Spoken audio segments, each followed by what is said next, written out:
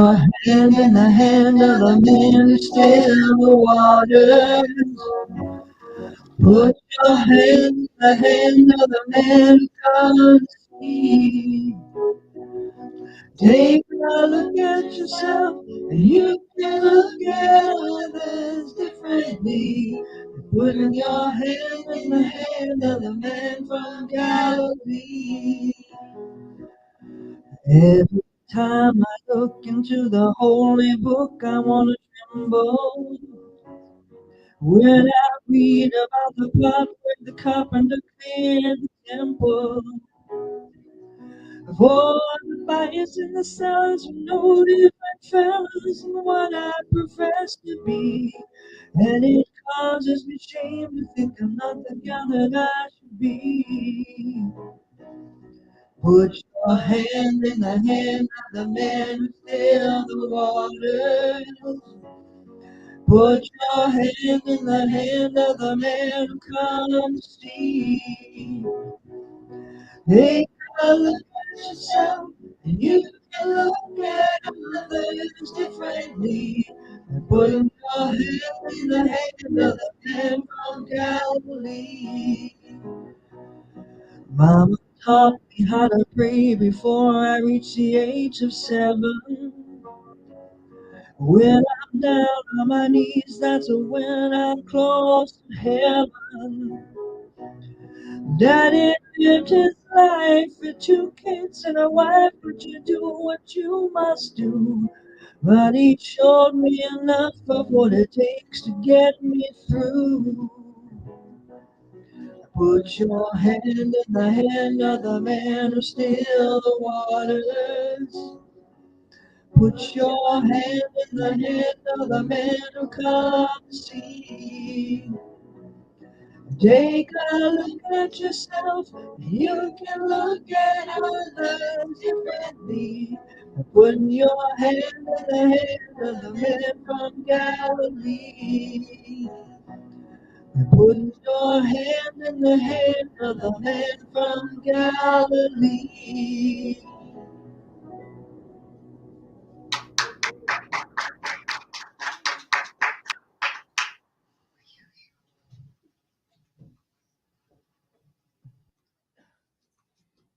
Good morning, everybody.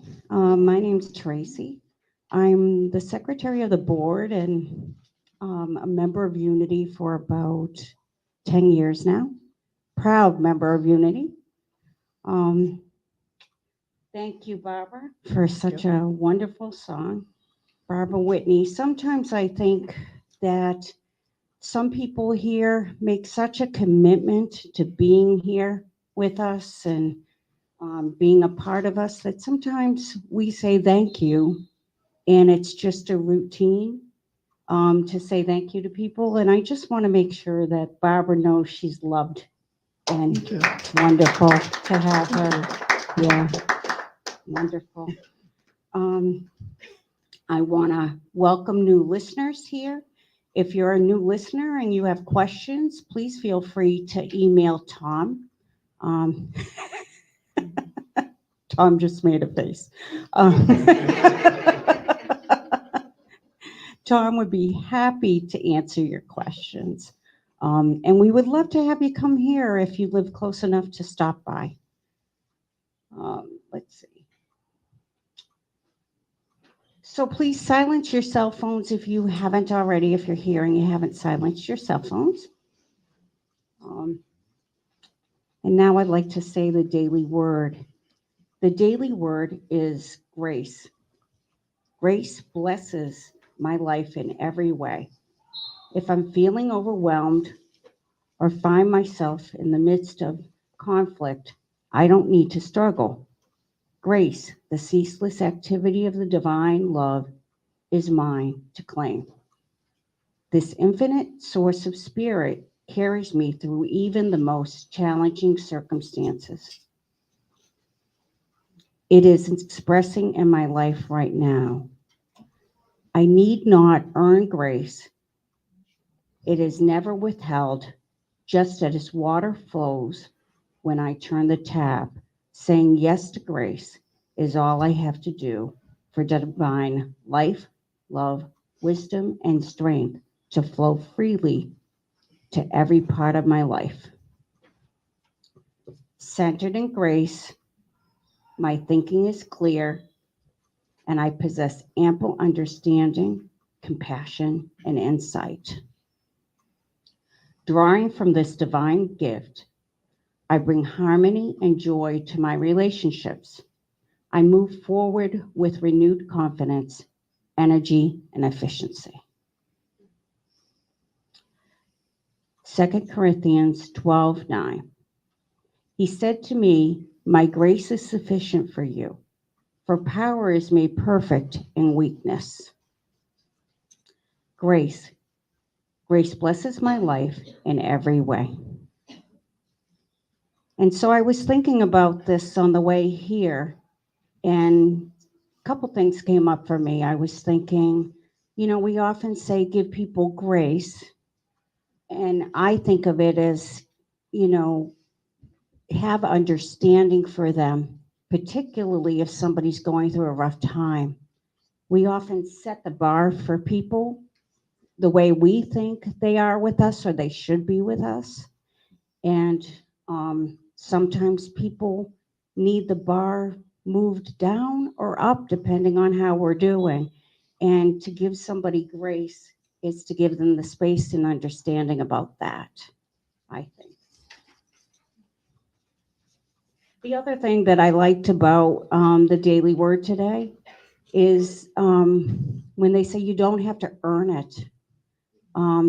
So much in this life we feel like we have to earn things. We put that on ourselves, I think, but we often feel like we do need to do something to earn things in our life. And to hear that you don't is a reminder for all of us that we're perfect the way that we are in the moment that we're in. So I'd like to say our mission statement. Our mission statement is, we are a loving, nurturing community dedicated to being a positive path to spiritual living, to awaken oneness with God within us all.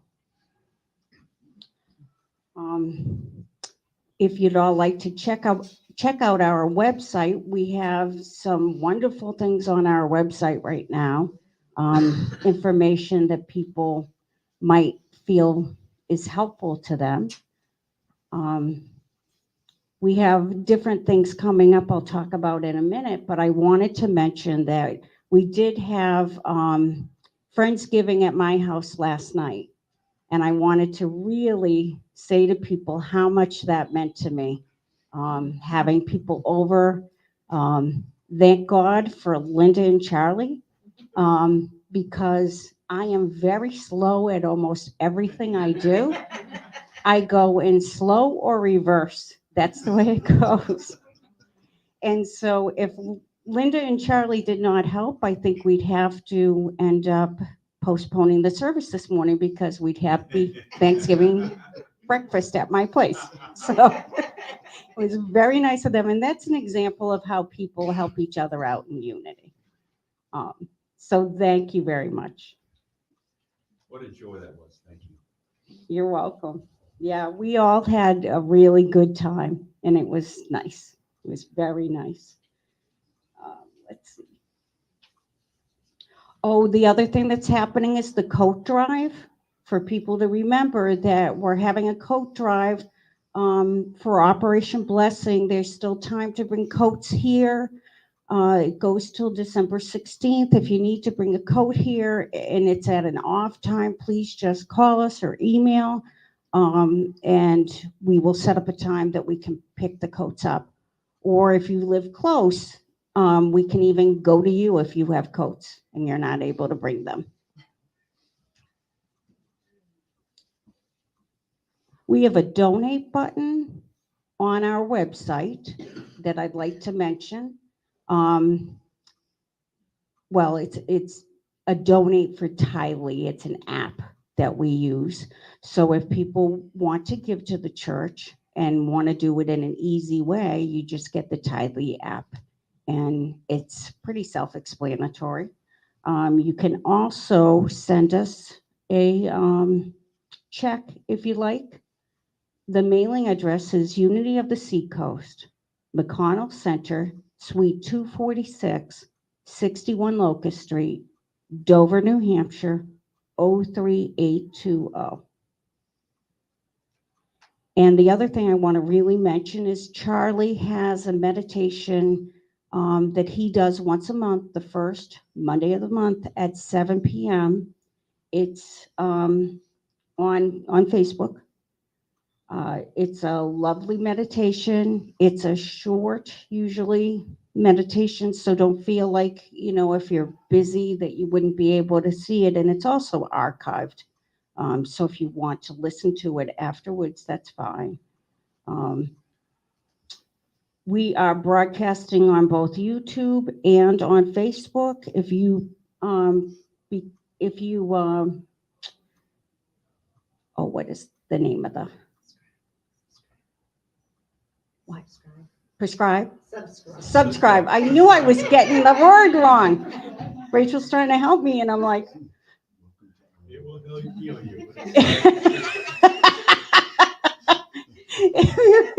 If you subscribe, it is easier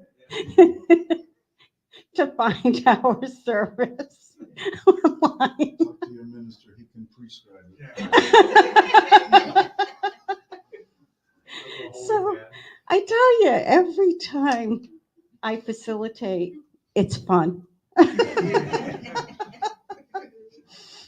So I just want to talk a little bit about the season coming up.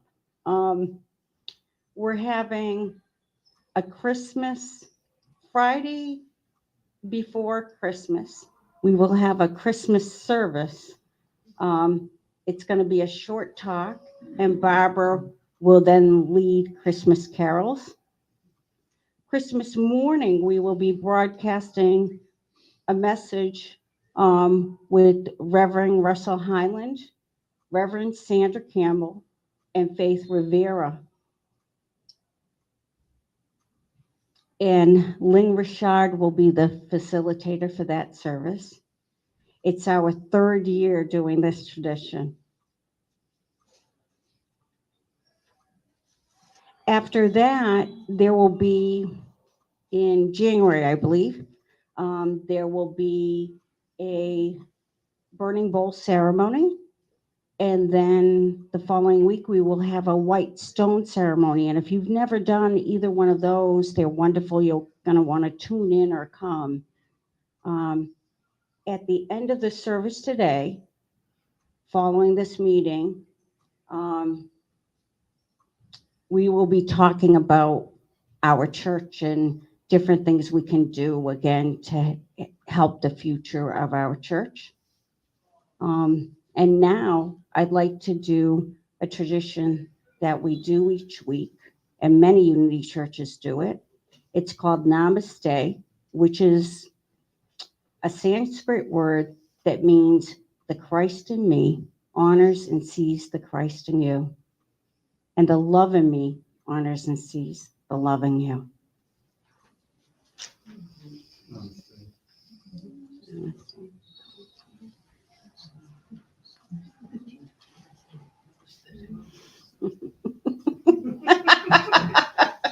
If you were in the room, you could see people doing Namaste. It's pretty cute.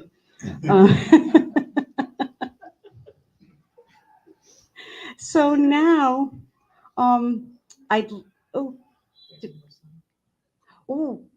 we have another song. Oh, yeah. We have another song. It's like this every week. Oh, I know. I just don't get the routines very well.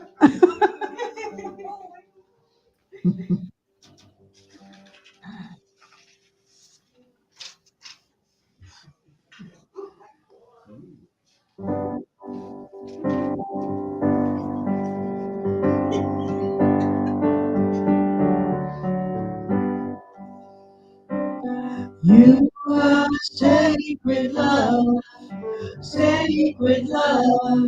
is all that you are. You are sacred Sacred love, sacred love is all that you are. You are sacred love, sacred love is all that you are. You are sacred love, sacred love is all that you are. Something I show away. I want to live in such a state of grace. Lead the way, God, lead the way. I want to live in such a holy place. Such a holy place. You are blessed peace, blessed peace is all that you are. You are blessed peace, blessed peace is all that you are. Showing up, show away. I want to live in such a state of grace.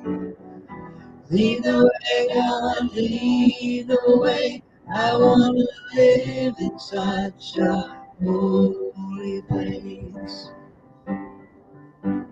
Such a holy place. You are deepest joy, deepest joy is all that you are. You are deepest joy, deepest joy is all that you are. Show way, God, show way. I want to live in such a state of grace. Lead the way, God, lead the way. I want to live in such a holy place. Such a holy place. You are sacred love, sacred love is all that you are. You are sacred love, sacred love is all that you are.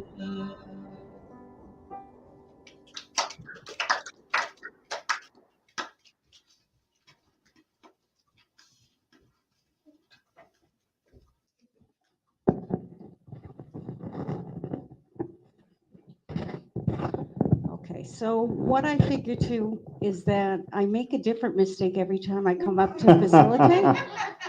So maybe by the time I make all the mistakes or all the different mistakes, I'll get it. But it's all great. It's good here. So I just want to say that there's not much more I can say about Tom. I think that, well, there probably is, but I can't think of anything right now. Other than Tom, I love you. And he's a wonderful, wonderful minister that puts lots into the talks. So I hope you all enjoy his talk today.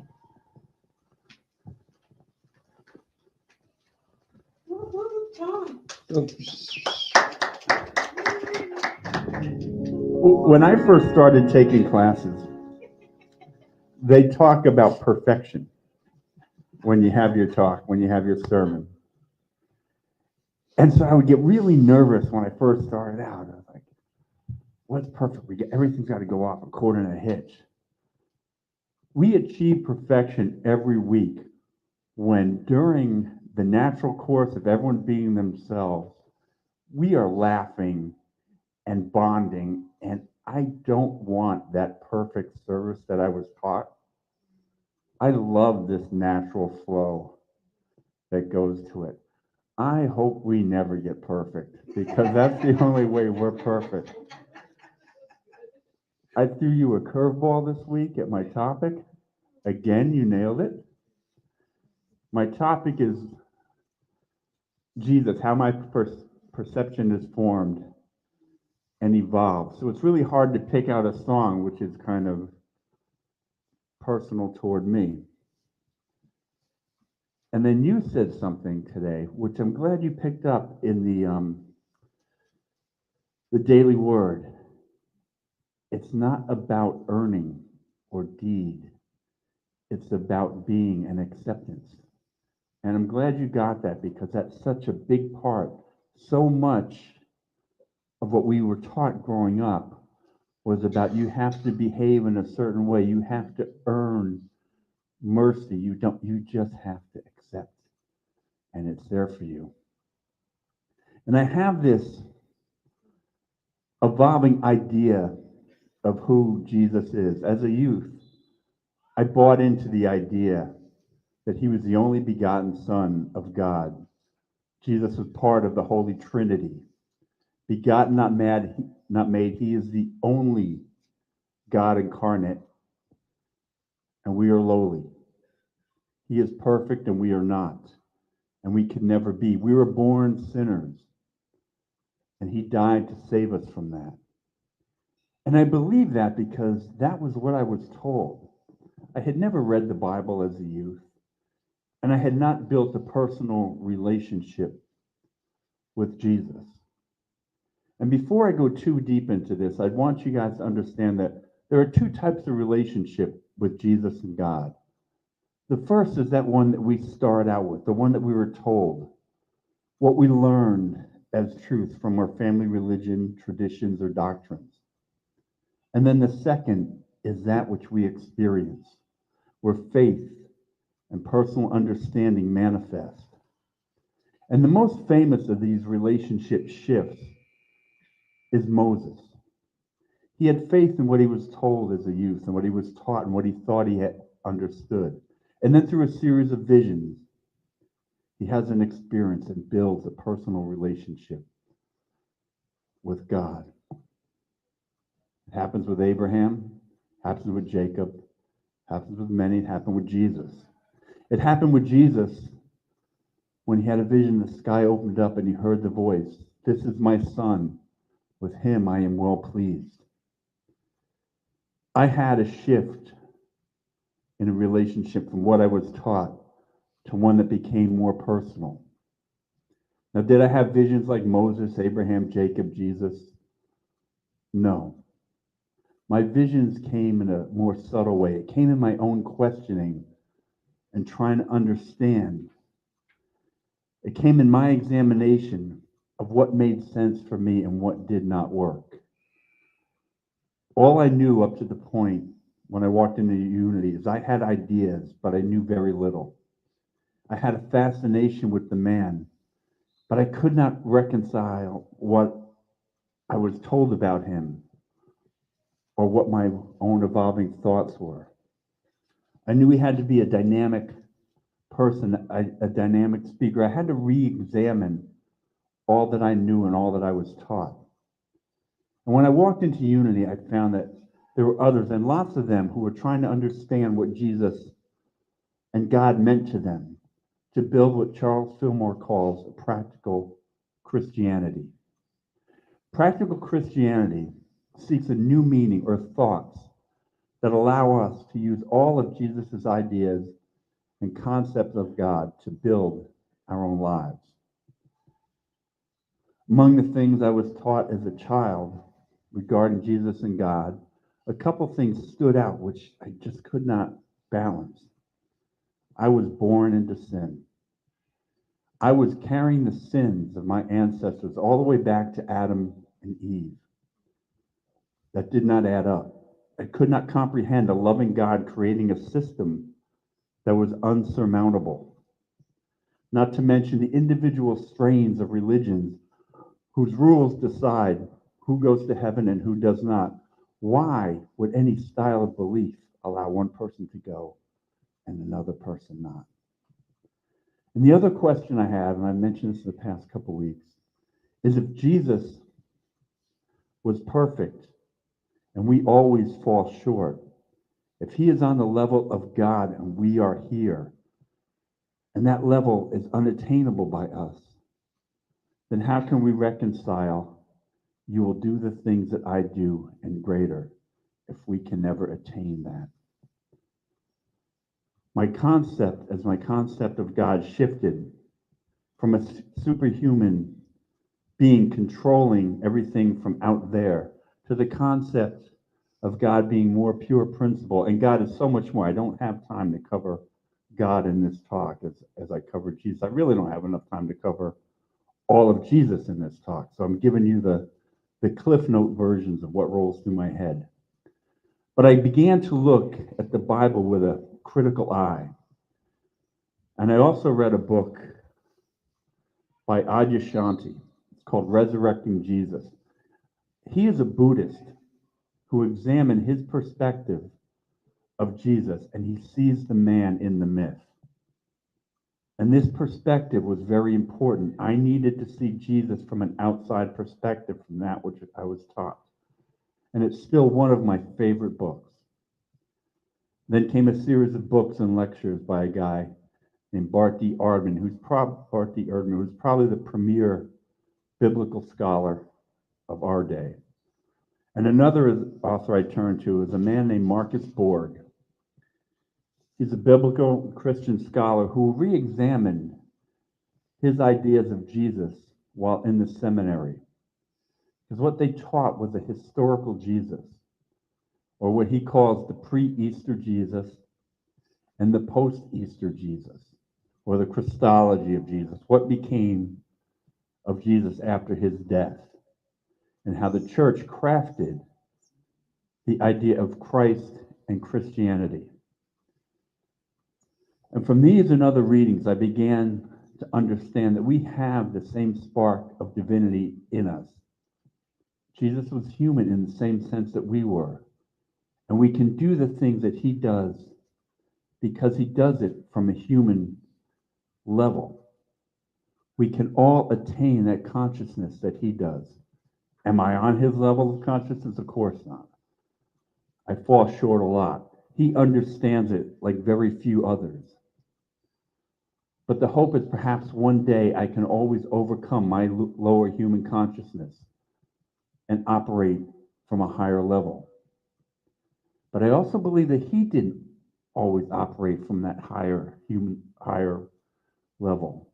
I think he needed those lower moments because he's the example of how we can rise from that. He showed fear in that line. Remove thy cup from my lip, when he had fear of his death. And immediately he rose from that with that line, yet not my will, but yours. I've also read many other books on Christianity, including The Good in Christianity and the Bad, articles and stories, and other newly found gospels and writings. But it comes back to the four gospels. What we know about Jesus comes mostly from those books, and a little bit from Acts, written by Paul, most probably written before the Gospels. And that's really all that was written about Jesus in the first 6 or 7 decades after his death. There are no tax records of his life, no census or anything else.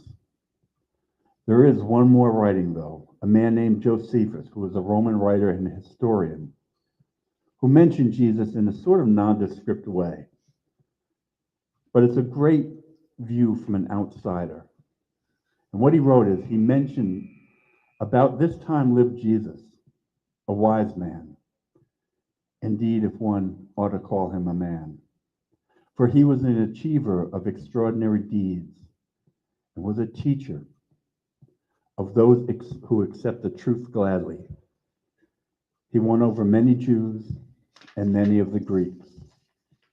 He was the Messiah. When he was indicted by the principal men among us, and Pilate condemned him to be crucified, those who had come to love him did not cease to do so. For he appeared to them on the third day and restored life, as the prophets of deity had foretold, These and countless other marvelous things about him. And this, the tribe of Christians, so named after him, has not disappeared to this day. Now, this little comment doesn't appear to offer a lot of insight, except that he probably existed, at least through his eyes. But it also says something so powerful, because this is written maybe 70 years after Jesus. And it says, they have not disappeared to this day. Well, that was over 2,000 years ago. That's some powerful words, that after 2,000 years, we've not disappeared. Now, each of the Gospels represents the author's agendas. Matthew, Luke, and John seem to have a post-Easter slant, which is still okay. We get to look back and decipher what works for us. And I'm not asking you to give up your beliefs, but this is what works for me. I had to learn what lessons there are and what I can use, what is practical in these stories that makes Jesus personal in my life. And there are differences from gospel to gospel. I'm going to ask, how many years was Jesus' mission? Anyone? 3?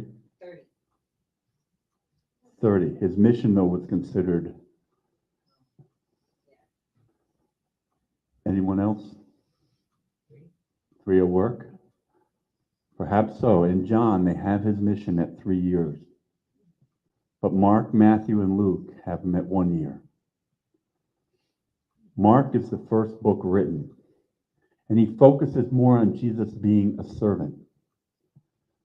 The next book, Matthew, focuses on Jesus' connection, his Jewish connection. Luke shifts it to him being the Son of Man, and John, the incarnate of the divine. So we clearly get to see that the author's agendas change, and there's an evolution of the Jesus Christology as we move further away from his life.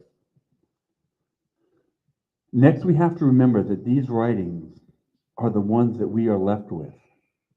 Around the year 324, when the Nicene Creed was crafted, these 4 Gospels were accepted, and any other writings were sought out in an attempt to destroy them. And for the most part, that destruction was very successful, and only a handful of other writings discovered since. So from that moment on, the church's agenda on the narratives took precedent, and a lot of what we may have learned about Jesus may have been lost. So we have to use criteria to come to our own conclusions. And we look at the time that he lived in. We look at what may be true from historical notes of the day.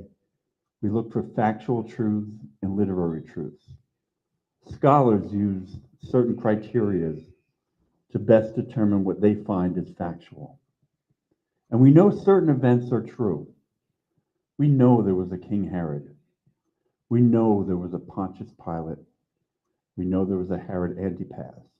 We know a man named Caiaphas ruled from 18 to 36 CE.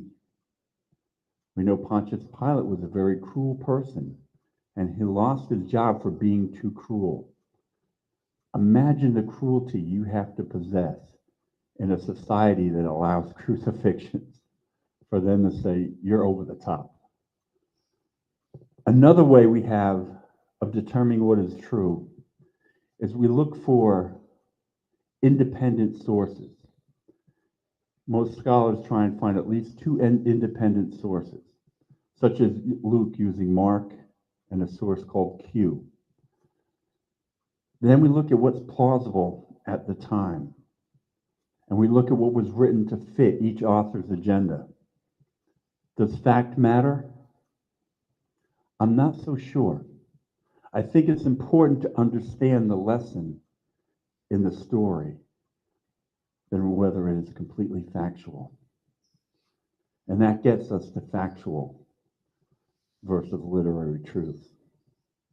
And this may be the most important one to examine because Jesus spoke in parables. Those are literary truths. The stories contain truths, but the story itself might not be true, might not be factual. And why is this important? Because by using parables, perhaps he's giving us permission to look at the stories in the Bible in the same way. The event might not be factual, but a truth can be fleshed out.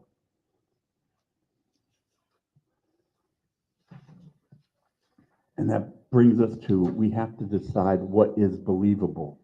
There's a non-biblical story of a priest who was beheaded on the way to church. And he was so undeterred that he picked up his head and continued his journey to church. Now, is this in any way believable? Of course not. But the hidden truth is, stay true to your course. Do not be deterred, no matter what. When Jesus meets Peter and he needs someone to row the boat and hold it steady while he talks, is this a believable story? Well, yes, Peter's a fisherman. He's skilled at operating a boat. But when Peter walks on water and fear sets in and he sinks, did that happen? Probably didn't. Most likely, it may be symbolic of how our faith can raise us when all else seems to be pulling us down. Did Jesus feed the masses from nothing? Maybe, maybe not. But we seek a lesson in what that may teach us. Or my favorite, which you guys have heard probably every other week, the fish with the silver coin in his mouth. Was there a fish swimming around with a silver coin in his mouth, waiting for the disciples to catch and pay the taxes? Most likely not. He's telling them to use what they know. They were fishermen. Go catch enough fish to sell to pay the taxes. We also learn to understand that these are oral stories, and were told for decades, probably crafted toward the audience that they spoke to before being written down. They're probably very symbolic, but not accurate memories. John is believed to be crafted in more of a post-Easter Christology. It's designed to build that image that Jesus, as that God-connected, unattainable Jesus, is probably mostly not memory. But it doesn't mean there is not an attempt to bring memory into his story. Jesus probably did attend a wedding, probably did not turn water into wine. There's probably some symbolic meaning between the union of God and our lives. Mark, Matthew, and Luke, I'm really close with Matthew, I just call him Matt. They follow a timeline, a similar timeline. The beginning of his mission and activity around Galilee. Next becomes his journey towards Jerusalem. And then the final timeline is in the city up to his crucifixion. Mark had his source or sources. The authors of Luke and Matthew most probably followed Mark as their source with input from another source, which is known as Q. Q is short for a German word called Quell, and is believed to be a hypothetical source that is presumed to contain many of the sayings that Mark did not use. And then we have to look at his ministry, who it was directed toward. And for that, we have to look at the time that he lived in. There was a time about 200 years before Jesus' birth that the Jewish elite ruled Israel. They were well off and they governed by the law of Moses, and it was a great financial incentive for them.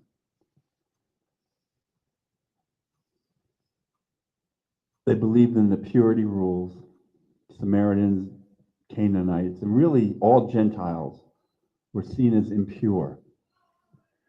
The same was said for certain animals and certainly bodily functions. During a monthly time, women were seen as impure. And pretty much not during their monthly time. And this ruling class generated no income. They were not farmers. They were not herders. They didn't make textiles. Their money came from the peasant class. It flew up from the peasants to landowners to the religious leaders. And then about 60 years before Jesus' birth, Romans took over, the Roman ruling class.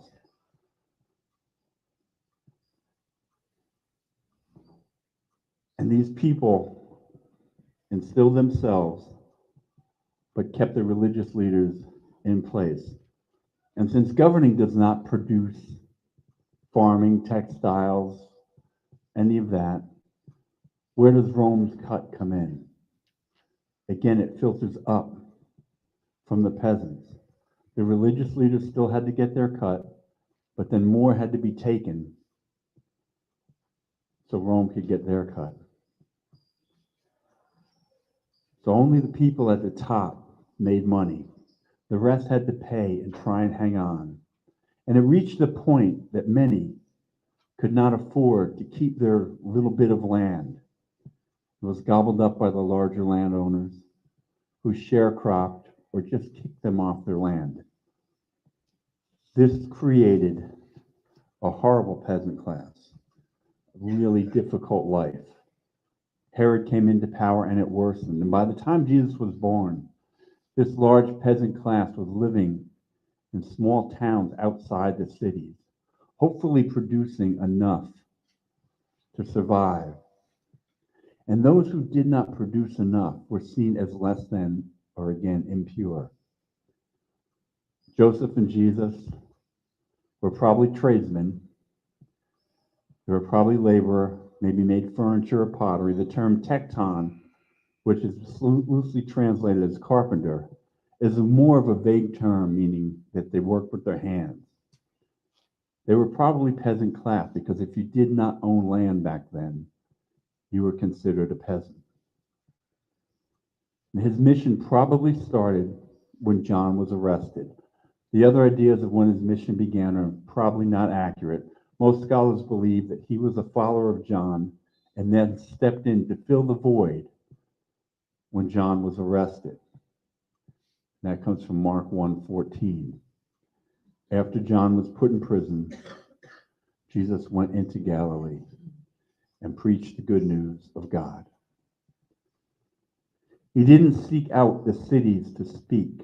He stayed in those smaller areas, towns, maybe 200 people around Galilee. It does not mean that the wealthy did not hear him or seek him out. Joseph of Arimathea for one, Nicodemus for another. But he spoke to the peasants. And he also did not speak about the afterlife. He used the terms of God in heaven in the now. And we know this because it's probably the most common one, but most overlooked indication that he was talking about in the now is from the Lord's Prayer. On earth as it is in heaven. He's trying to imagine earth if we follow the same example that we would for heaven. But this is also evident in the way he talked to the ruling classes when he was speaking of their hypocrisy, when he was confronting them about working on the Sabbath, or when he mentioned not carrying their burden, about taxation and turning the Lord's house into a den of thieves. He's talking about the way that they treat the the lesser class in that moment. He's talking about a transformed world, not a future beyond earthly bounds. He's talking about changes in the now. He's speaking of a transformed society in a very revolutionary way. The idea that Jesus was talking about life after death, again, came from the Christology of Jesus. He talked about incorporating God and God into people's lives. He knew the Jewish scriptures, and he did quote them. He seemed to quote the Psalms a lot, but a lot of the connections to the past scriptures may have been the author's agenda to link Jesus back to specific prophets, to build a connection to God. And this becomes obvious when you begin reading the begats of Jesus. Because Jesus mostly taught in parables or one-liners called aphorisms. He taught by example. He left his talks to the ponderings of the listener.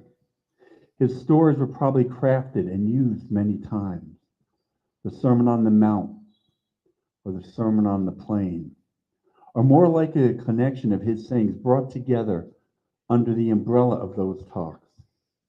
He most likely did not stack them up so much in a row where it would dilute their meaning, especially when you look at the length of the Sermon on the Mount. For us, a reader, it lends to our understanding to have them stacked up in that order because we have the ability to read them one at a time and break them down. But a dynamic speaker like Jesus probably would focus only on a few points that people can ponder and incorporate. And since the people that he spoke to were the ordinary people of the day, we also look at why would people come to hear him. Well, first and foremost, they came because he was a healer. He healed health, spirit. He rid people of demonic possession. For us, that seems quite odd, but in that time, when we didn't understand mental illness or science or the way the body worked, that was very real to them. So they could cast it out if they can accept that it was gone. People heal themselves all the time. And the other reason people flocked to him was there were lessons in his words. And that's what we must try and flesh out when reading his words. There's no lesson for me in a miracle story, so I like to break them down to what makes sense, hence the fish with a coin in its mouth. And it does not mean that I don't believe in the miracles, but there's no practical use or lesson in them. But parables, they're not doctrines or rules. A listener would not flock to hear someone just spout out a list of rules or doctrines. But a parable is an interaction between the storyteller and the listener and a way of discovering a truth. Parables work because they tease the listener's mind into action. Minds are not engaged when giving a list of rules. There's a couple times it appears that Jesus explains a parable after he says it. For the most part, it's believed he did not say that. That was the author's attempt to move the Christology of Jesus in a certain direction. The meaning of a parable in our time may have a clear meaning, but those meanings evolve. The story of the Good Samaritan is responding to the question, who is my brother? Jesus tells a story of a man who was beaten and robbed and left half dead. A priest and a Levite, they see the man near dead on the ground, beaten and bloodied. We know he's bloodied because later the Samaritan bandages his wounds. But these two men, the certain priest and Levite, they cross the road and walk on the other side to avoid the man. The Samaritan sees the man and shows compassion. He bandages the man, puts him on his donkey, brings him to an inn, and pays for the man to be cared for. And the story ends with, who was this man's neighbor? Now, on the surface, this is a story of one person doing the right thing and pointing out the hypocrisy of the priest or the Levite. But look at it a little deeper. This is also a story against the purity rules at the time. the priest and the Levite, they're both Jewish. They see a man who is bloodied, therefore he is impure. He is robbed, so he is financially impure. He is near death. Anything near death or death is impure. Their quandary is to do the right thing. But what is the right thing for them? To help the man or to honor the purity laws? The Samaritan, who is considered impure, sees the man and is not swayed by the hypocrisy of any of it. He helps the man, touches the man, bandages the man, pays for the man's care. The lesson here is, what is the value of the purity rule or any rules if they do not allow each of us to raise each other? If it does not allow us to love thy neighbor as thyself? Does it matter which version you believe? It doesn't.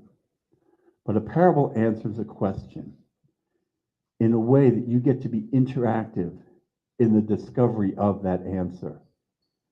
Such as, how is the kingdom of heaven like? Like a house built on sand, like a mustard seed, or in the case of the Good Samaritan, who is my neighbor? Now, what I talk about may be spot on or far off from what you believe. And what I talk about, in my opinion, may change from talk to talk. I could mention this next week and have a whole different version.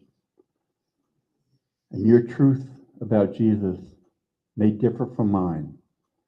And my view may trigger you. But again, I don't want you to believe like me. I want you to understand Jesus in a way that works for you. To look at criteria where you can find something to get you to the next moment, the next few moments, and through your life. And when I say something that triggers you, or you just cannot agree with, first, examine why it triggers you. Just because it is different from your belief? Can you look at the lesson that I'm trying to convey? Do you agree with the lesson? You may not agree with my interpretation of feeding the masses, but my interpretation of that story is we carry each other. Can we align with that message that we carry each other? A couple of weeks ago, when I spoke that Jesus appeared to be prejudiced when talking to the Canaanite woman, I did not come to that merely from that one story, from that lesson. He also mentions it in Matthew 10:5-6.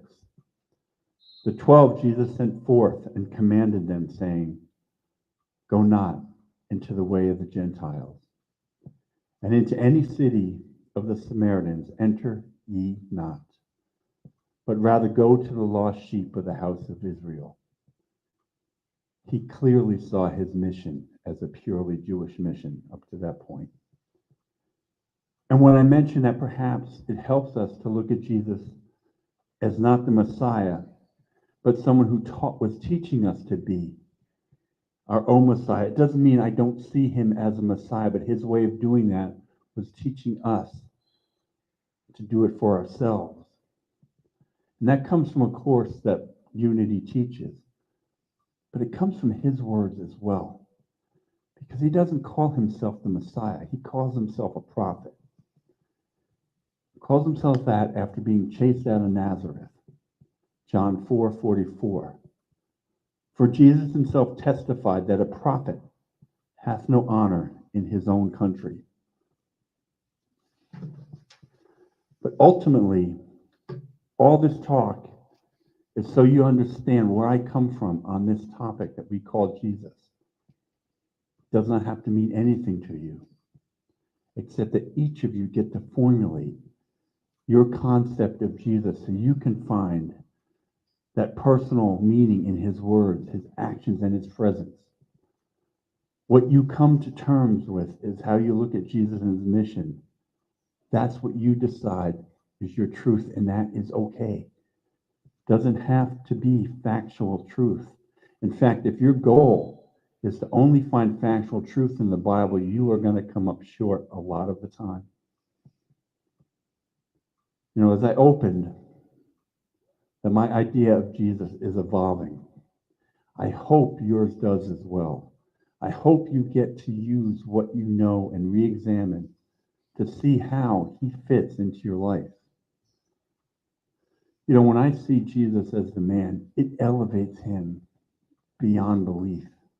I have more reverence for him now than I ever did in what I was taught about him as a youth.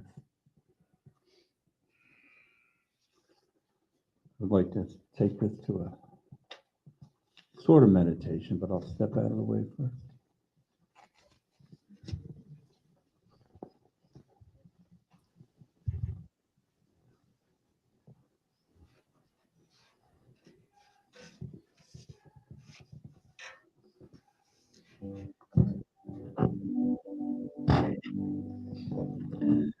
He's got the whole world in his hands. He's got the whole world in his hands. He's got the whole world in his hands. He's got the whole world in his hands. He's got the wind and the rain in his hands. He's got the wind and the rain in his hands. He's got the wind and the rain in his hands. He's got the whole world in his hands. He's got everybody in his hands. He's got everybody here. In his hands, he's got everybody here. In his hands, he's got the whole world in his hands.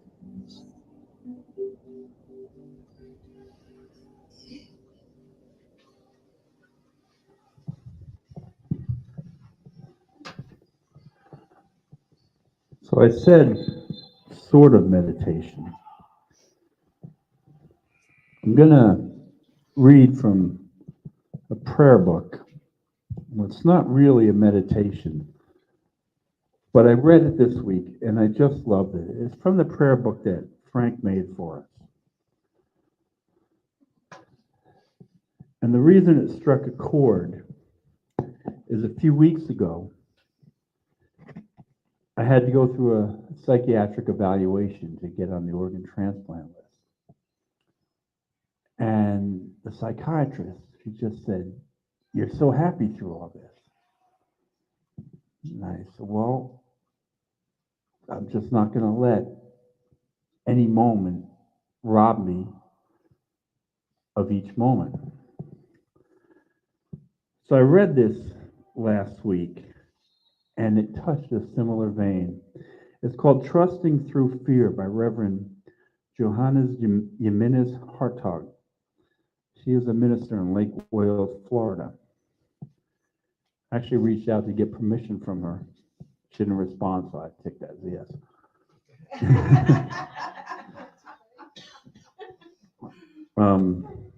So if everyone wants to get comfortable, if you want to get in a meditative state, you can. If you just want to relax and listen, that's fine.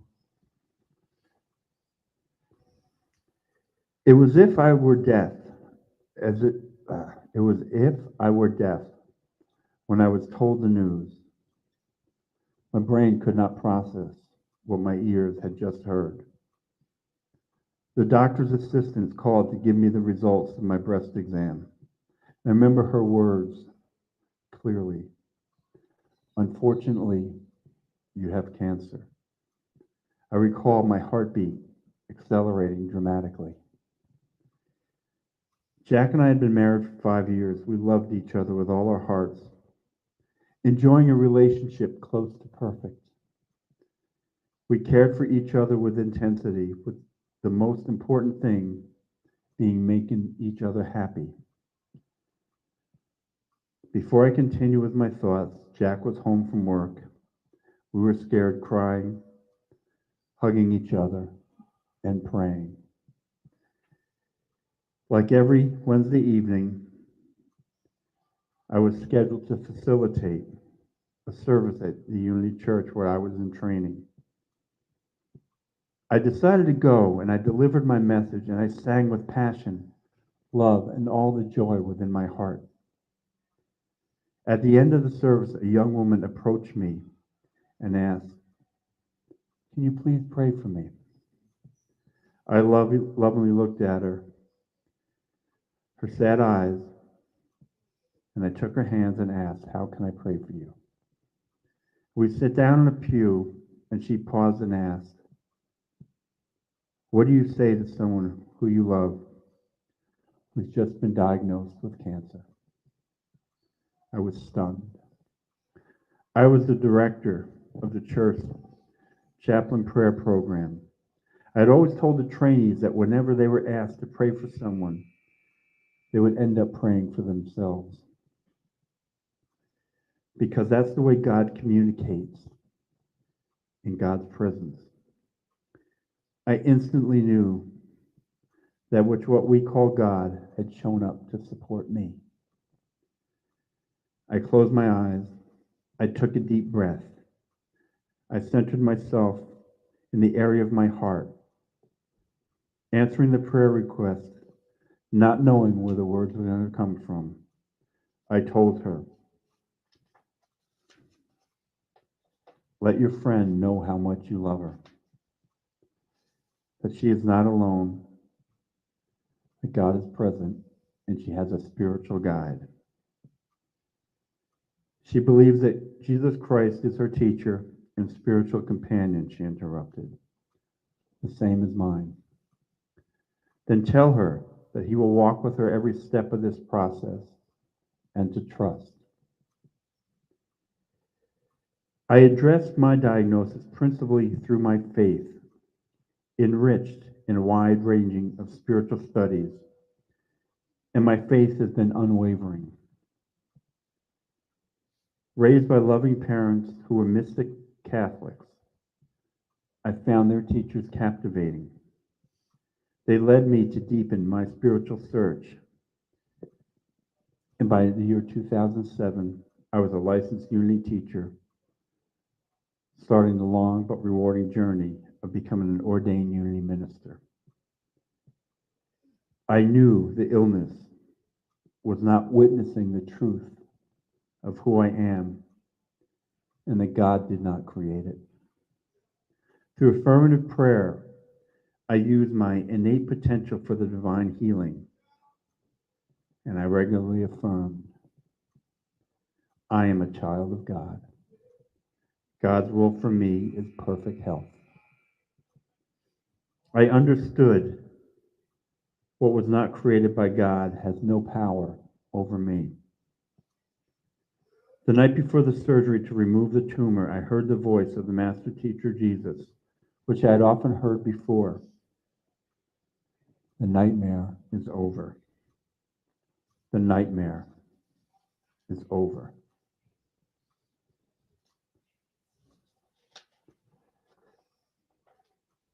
Thank you, God.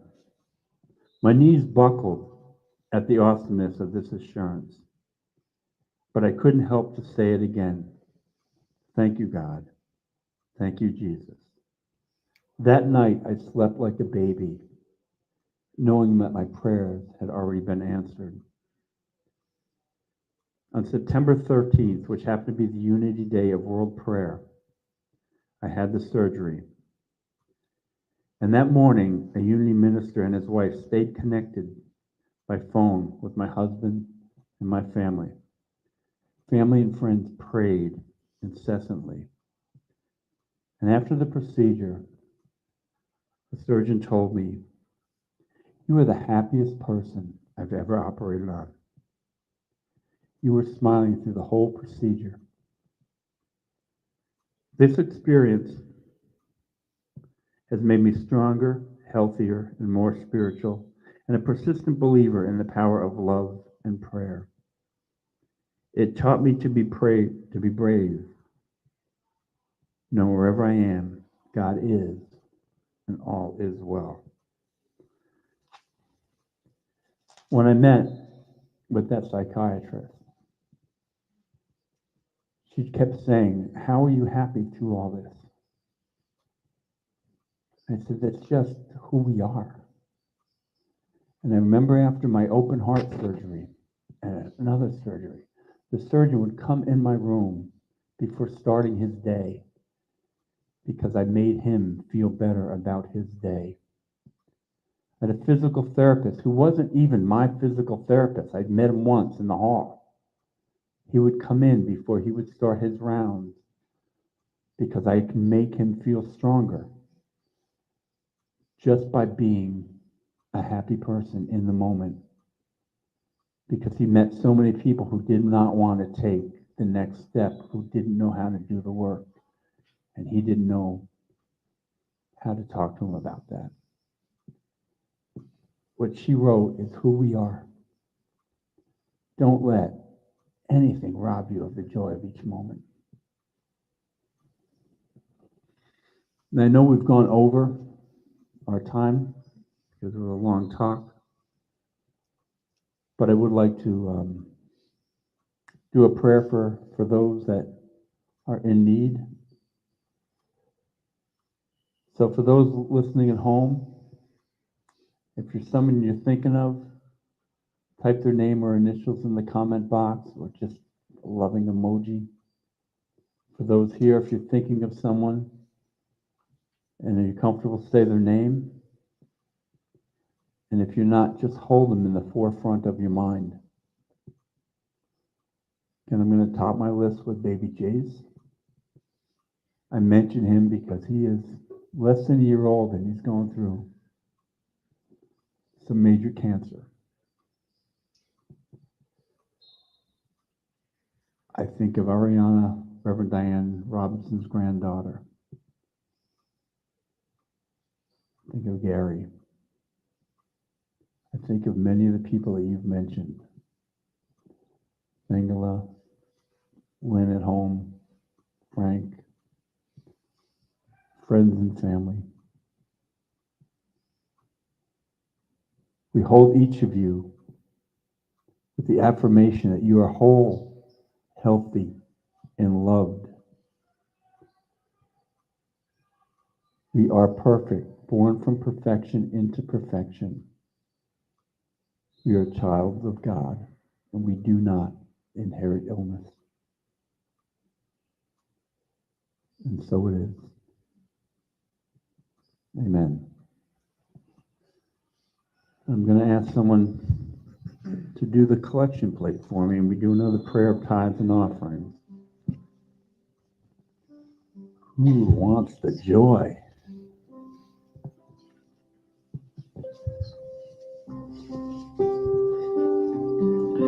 Oh, my baby, when you're older, maybe then you'll understand. Ye have angels dance around your shoulders, 'cause the times in life you'll need a helping hand. Oh, my baby, when you're praying, leave your burden by my door. You have Jesus standing at your bedside to keep you calm, keep you safe away from harm.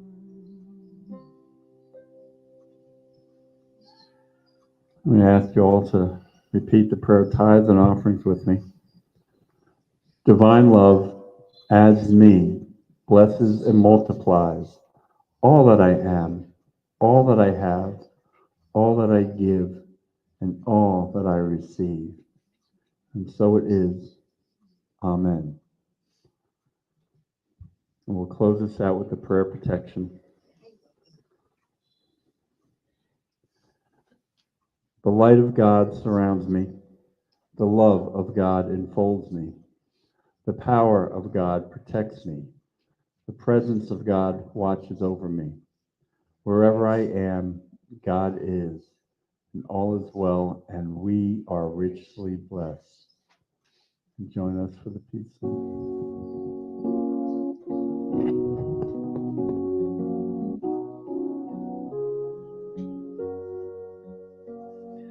Let there be peace on earth, and let it begin with me. Let there be peace on earth, the peace that was meant to be. With God as creator, in oneness all are we. In love we walk with each other, in perfect harmony. Peace has begun with me, let this be the moment now. With every breath I take, this truth is my joyous vow. To live each moment and love each moment in peace eternally. Now there is peace on earth, and it has begun with